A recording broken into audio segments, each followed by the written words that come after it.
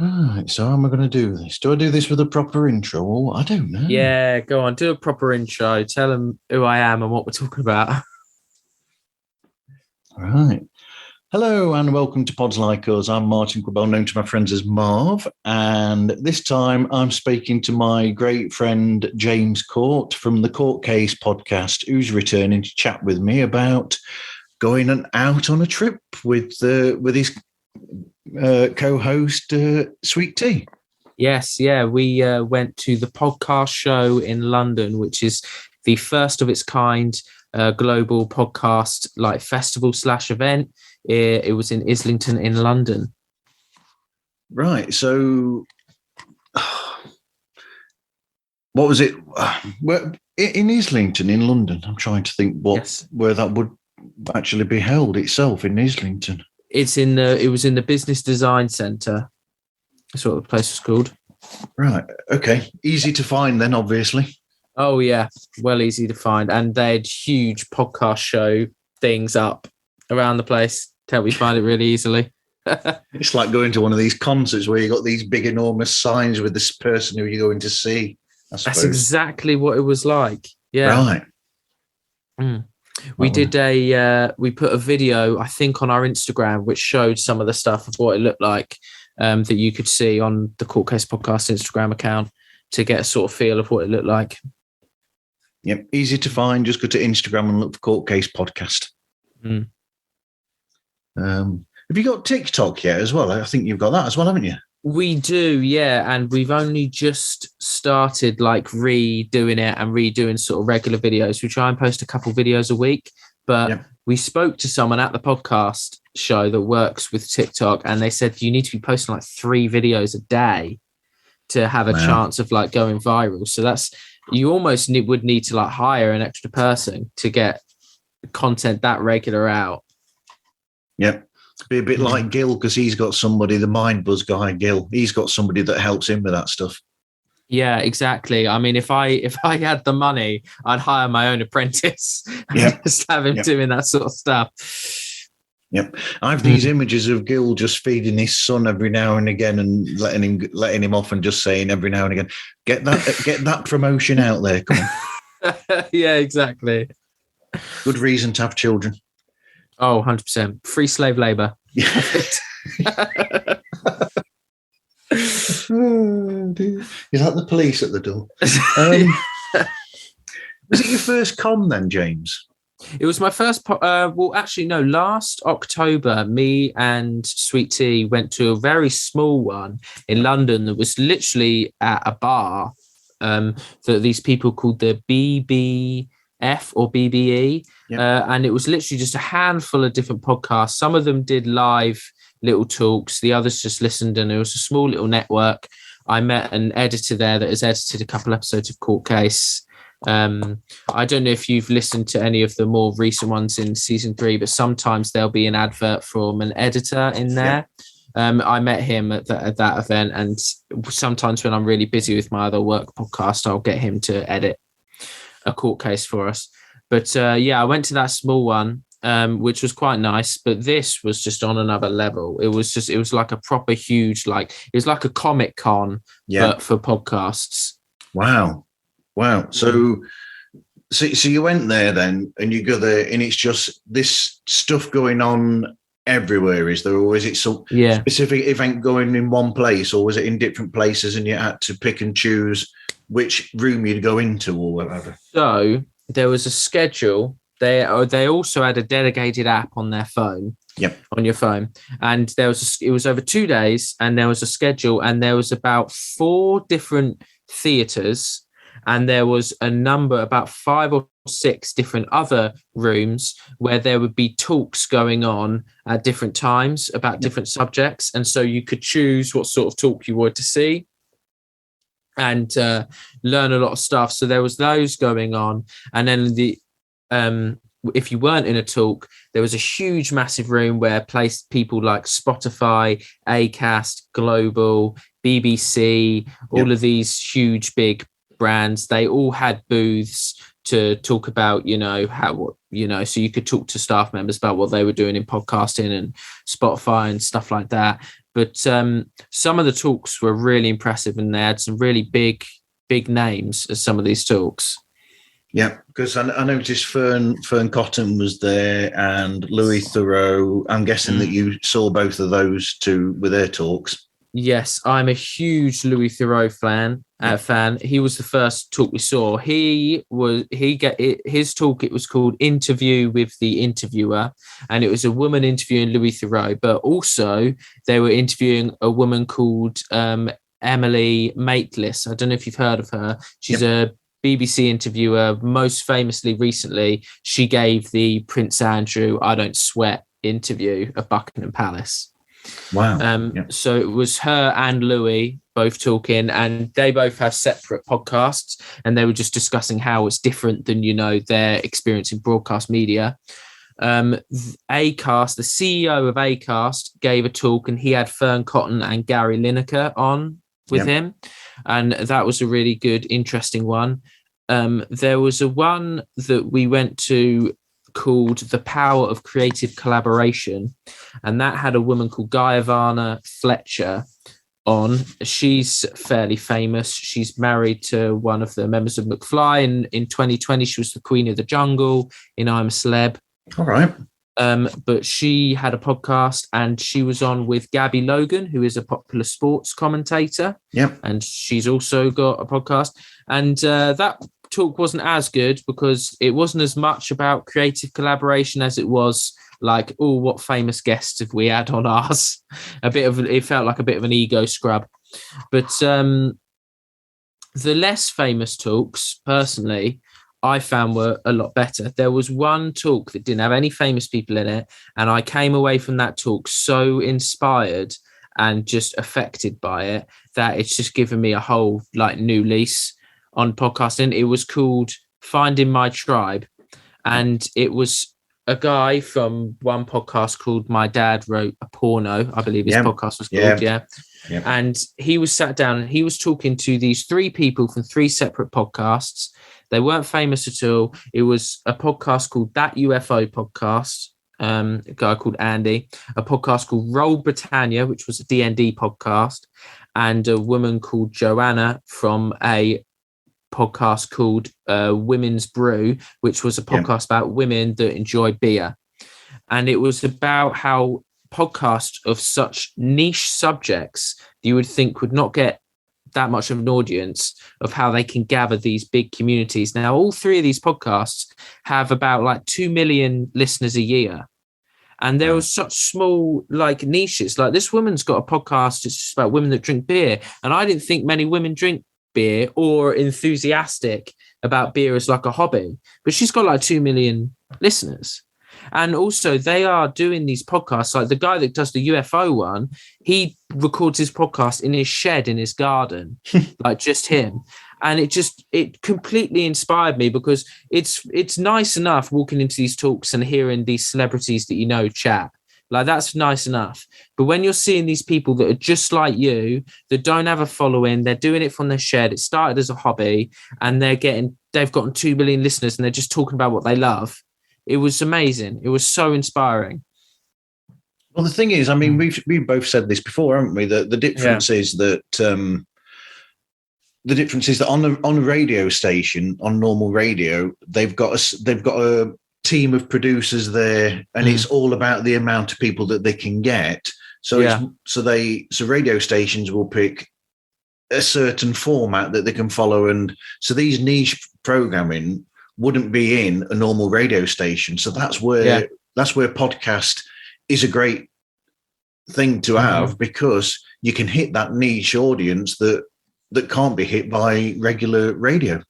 100%. And that is what Fern Cotton said herself during her talk, because obviously she'd done BBC Radio 1 for a long time. And she was when she started her podcast, she didn't realize that it was no rules. You can talk about whatever you want. You're not regulated, whereas radio is so heavily regulated.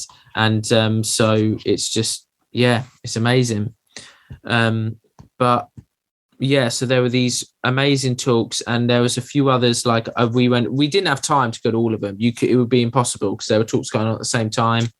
I had a colleague with me called Megan who works on the Search for the Soulful Leader with me. She managed to meet a couple of idols, podcasters that she listens to. Like there was a feminist podcast called Exactly with a woman called Florence Given. Yep. She managed to meet her and get her to sign her book. But me and Sweet Tea went to a presenting masterclass where a woman taught us like how to, present better and things like that. Because Sweet Tea sometimes struggles with like being authentic and feeling like, not feeling like embarrassed and stuff when she presents. So she found that one really helpful. And then it was just when you weren't in these talks, it was just going around and networking with people and making new friends and meeting other people that were doing the same as you. We got some new leaflets printed, especially for the event. And we went around and, gave them out to people. There was lots of freebies, free swag and stuff. The Spotify booth had a tote bag maker. So we got like a court case tote bag made. I saw that. That was sweet. Yeah. Oh, here it is. Yeah. There you go. Which is nice. It was just incredible. And I wanted, when the podcast show emailed me a few days before and said like, would you, because I had a meeting with the guy that runs it about a month ago, because I wanted to inquire how big a stall would be. Way too expensive for me. Yeah. And he emailed me and was like, "Oh, would you like a free ticket?" So I had this free ticket. So obviously you were the first person I messaged. I messaged you and was like, "Yeah, you got to come." But obviously, sadly, you couldn't. And I could not find another UK podcast that was free to take my free ticket. So it ended up going to waste, which was really sad. But closer to the time, like next year when they do on 2023, we need to be a bit more organised, and we need to get every UK podcast that we know to go down there. Yep. I'm planning on, so need to know when it is, then I'll book that time off and I'll go, and I will do live on the spot podcast, I think.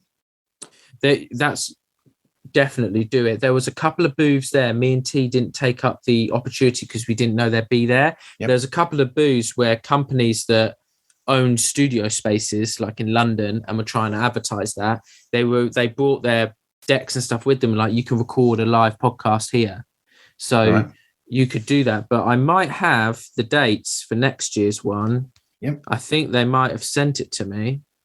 So for 2023 it's going to be the 24th and 25th of May.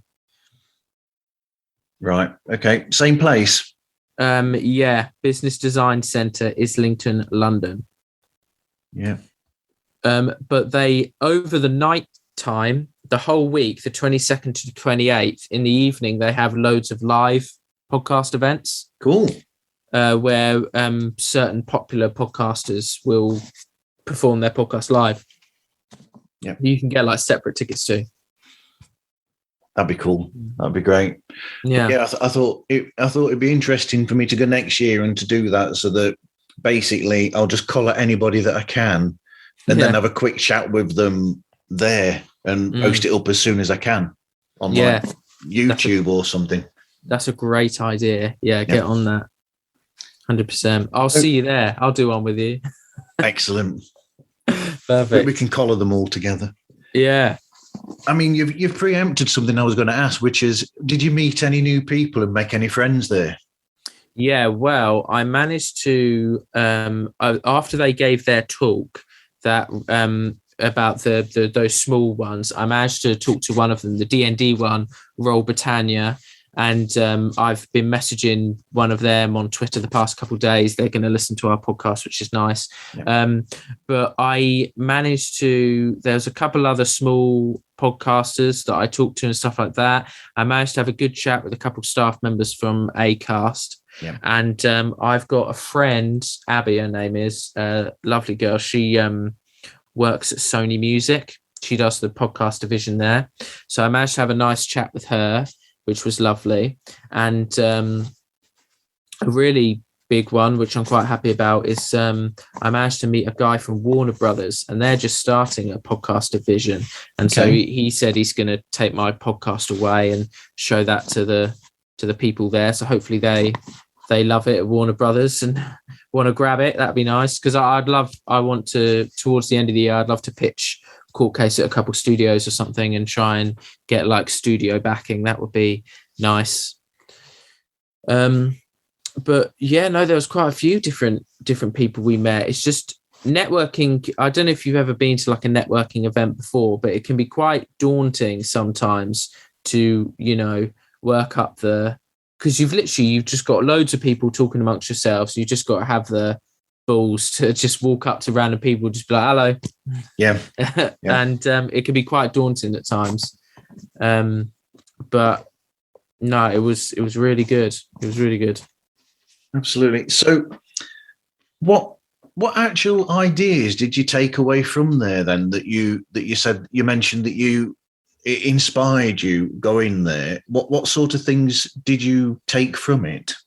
Well, in terms of like some of the talks, like the way that Finding My Tribe talk inspired me was it made me feel like, so sometimes when I'm doing I love doing court case, and it is my dream for it to go as far as I can make it. But you do start, I mean, you probably feel the same. You do have sometimes where you feel like, this is all futile. No one's going to fucking listen, like whatever. But I took away from that talk now, be like, maybe they will, like at some point, maybe they will. If these podcasts about bloody women's beer can get 2 million listeners, then if I constantly work at this, then someone will, and we have gotten good listeners with Court Case. I just looked today. I have no idea. I literally, just before this call started, I had a frantic call with Sweet Tea because I looked at my analytics on Acast, and the past 30 days we've gone up by 9,000 listeners. Wow. And I don't know how. I can't figure. I've scoured the analytics quickly before I came on the call with you. A lot of the listeners seem to be from Belgium, but I don't know. I don't know how that's happened. I've not bought any listeners. No. I've not done anything new. We've been carrying on Instagram and stuff, doing a little bit of TikTok. I don't know. I don't know how we've suddenly had this huge influx of listeners in Belgium. In Belgium, of all places. I don't know. But obviously that was an amazing... So I'm on a bit of a high today. But so that inspired me from that talk. And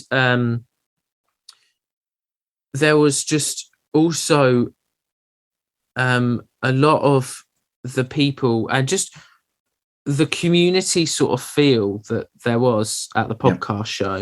It just made me feel a lot more like this is definitely what I want to do. This is what I enjoy doing. These are like my people sort of thing. It just, I just felt at home, and it just made me feel really, really happy, Yeah.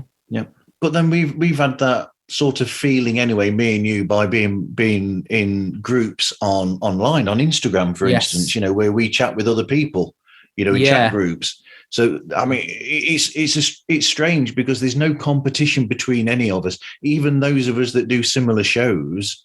Yeah. We back each other up, and we're like friends with them. Yeah, 100%. And there's been a nice bit of renewed interest in that because we created a new group chat recently, which has been a bit more active, which has been nice. And I recently sent... I hope he's received it. Me and T sent Jack from Bad Counsel a card over to Florida because obviously he's feeling quite under the weather at the moment. But I know it's great having that online community feeling, but there was just something different about seeing it in real life. Yeah. Which is why it would be amazing if as many people as possible could come to it like next year. And like there were people that were flying over from places like South Korea and America and stuff to come to this podcast event. So like we should try and get people like Bad Counsel and that to fly over from Florida and come and see it. I'd love it. I've just had an idea there, don't you? Yeah. They need a live Bad Counsel from there. Oh, amazing. That'd be incredible. Just them on tour, the UK. Yeah, absolutely. God, That'd be so funny. That'd open everybody's eyes in the UK. It would, yeah. So you've got the atmosphere, got the merchandising. I mean, I'm guessing that all these stalls had lots of merchandise. Yes, they did. Yeah, there was quite a few stalls for like sound equipment and amazing sound equipment. We went to, what was the place? Sontronics was a place we went to. Their gear, and they let us test them out. Their mics are amazing. If I once I move into my new place, I'm thinking of purchasing a couple of theirs. And what else was there? There was a new podcast hosting site called Captivate. I got a cup from them there. They sounded quite good. They've got some features that aren't on other ones. Like there's this they've got this feature on theirs where you can pre-make any show notes, like the description of your podcast episodes. If you have anything that is always in every single show note, like links to something, you can have that in a dedicated place. It will automatically put it on. And also you can it will automatically send, if you've got a guest on your podcast, it'll automatically send a form to them where they can fill out the whole, where can you find me? What am I promoting thing? And it'll automatically put that on the show notes as well. So it seems like it's a podcast hosting site that's all about streamlining the process, which is something I'll investigate. I don't know if I'm ready to migrate to another one right now, since I'm quite enjoying Acast, but it's definitely something worth looking into. Well, I can understand the Acast thing. I mean, they are the people who the BBC use, for instance. All their shows go through, and the Naked Scientist, all those go through Acast. It's amazing how many people actually go through Acast. Yeah, 100%. So I'm guessing that if one comes up abroad, then you're in like Flynn. Yeah, if depending on my financial situation. But if there was like a podcast event in like America or somewhere else in Europe, like Paris or something, perhaps I'd be well up for going. I think it'd be wicked. And also finally, apparently Belgium, there needs to be a podcast event in Belgium now. But I would love it. I want to go to as many of these as possible. I hope there's loads. I'm going to the British Podcast Awards. Right. In the nominations are announced in June, and the actual event is in July, because I submitted both Court Case and my work podcast for awards. So hopefully they get nominated. And it's done, the British Podcast Awards are done by a panel of judges. It's not done by public vote. So it's not a popularity contest, which is what I like. But it's a prestigious award, and it gets you publicity, and it looks very good on your podcast if you even get nominated. So I'm going to that. The nominations are announced on the 20th of June, and the event is the 21st or 22nd of July. So that will be another sort of podcast networking event. And I think they have a sort of festival called Grow on the 22nd and 23rd. I'll have to try and send you the link, where I think anyone can get tickets for, but that's like a podcasting event, sort of like the podcast show, where it's not just about the awards, it's about networking. There's events, and there'll be stands like Spotify, whatever. So that could be worth it. And I believe that's like an outdoor one, because it's going to be right in the height of summer. So that could be quite fun. But I will send you the details for that one as well. That'd be great. So tips, go again, standout moments. Would you go abroad for one? What was the atmosphere like? Merchandise, any ideas you took away, which is basically tips? I've got some tips actually. Go on. We spoke to a guy that a professional in sort of tutoring podcasters and podcast promotion, and he said that like if the personality of the interviewer is like really important. So if you're a podcast that has guests on regularly, you want say for example your guest is Jeff Goldblum, I don't know. You want your podcast to, when people see it, they won't go, oh, cool, that's a podcast with Jeff Goldblum. They'll go, oh, cool, that's a podcast where Marv is interviewing Jeff Goldblum. That you want to be just as important as the guest. And so they said that it's very important that you work on your interviewing and your personality and stuff like that. And sometimes it's good to have a little section like before the interview where you're talking to yourself or your co-host and you're discussing the guest that's going to come on so that you can get your sort of personality and your thoughts and stuff into it before the actual interview happens. That's a good way of sort of cultivating that. So that's a tip that I learned for anyone that does like guest related podcasts. Yep. Okay. Have you got any tips for people for if they go to an event themselves, to one of these conventions? Yeah. Take some sort of merchandise or something to promote your podcast. So like went on Vistaprint and I got like 150 court case leaflets printed. Yep. I still got a crap ton left over. I need to figure out where I should take those.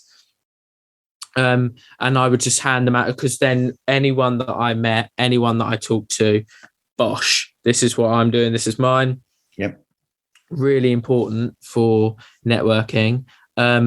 Just go there with an open mind is the thing. Like it's sort of, some of it is sort of like, when you're walking down the high street and you get inundated with those annoying charity people that try and get in your face. Some of it is going to be like that. There's going to be people from booths that are just going to come up to you and be like, hi, this is what we're about. Just humor them. You never know what you might find. There's one guy that we were walking down and he just, he came up to us and said, hello, check out our booth. And like, I wasn't particularly in the mood, but I went over there and they're a really good podcast promotion company that have podcast promoting ideas that I hadn't really thought of. And they do like this subscription service for podcast promotion, which most people don't do. You literally just pay like a bulk $2,000 or something for promotion. They do like a called Pod Spike, I believe the name was. Yep. So you just got to go with an open mind. Just sort of say, if someone comes up to you and says, hello, just engage in conversation, be your friendliest that you can be, and just treat it as a fun day. You're going to learn a lot, but just treat it as a nice, fun couple of days out. Yeah, so go there with an open mind and be ready to learn new things and to find out things, because in all walks of life, you don't know everything. Yeah, exactly. Right. So, and you definitely recommend that more people go to them, because it's a growing industry, that's for sure. Yeah. There was a huge turnout for this one. Huge. Yeah. So there's definitely an audience for it already. But the more people that turn up, the more the more of these events happen. And I'd love to go to multiple of them a year. But yeah, sorry, mine went away with me there. Yeah, no, it's an amazing thing. There's definitely a huge audience for it. So it's awesome. Well, anyway, before we go, we'll do my usual, which is, what is there anything at the moment that you're listening to that's really grabbing your attention show wise? Yeah, I'm going to promote the guys that I talked to that Roll Britannia. They do a podcast where they don't know anything about D&D, but they just start playing Dungeons and Dragons, and which is quite funny and amusing. I like sort of shows where amateurs just try things, whether they're going to be good or not. And another podcast that I really enjoy listening to at the moment is Rob Brydon has got a podcast where he talks to people, and he recently talked to Rick Astley. Okay. And that was a really good, really just insightful chat. They discussed the meme Rick rolling with him, and like how like Never Gonna Give You Up came about and stuff like that. And I just found that a really interesting podcast. So I'm going to suggest those two. Cool. If you catch it on YouTube, there's a version of Never Gonna Give You Up where he sings it with Foo Fighters. Oh, wicked. Yeah. I did not know that. Absolutely. I've got to search that. Oh, and straight after this interview. He swears like a trooper. Insane.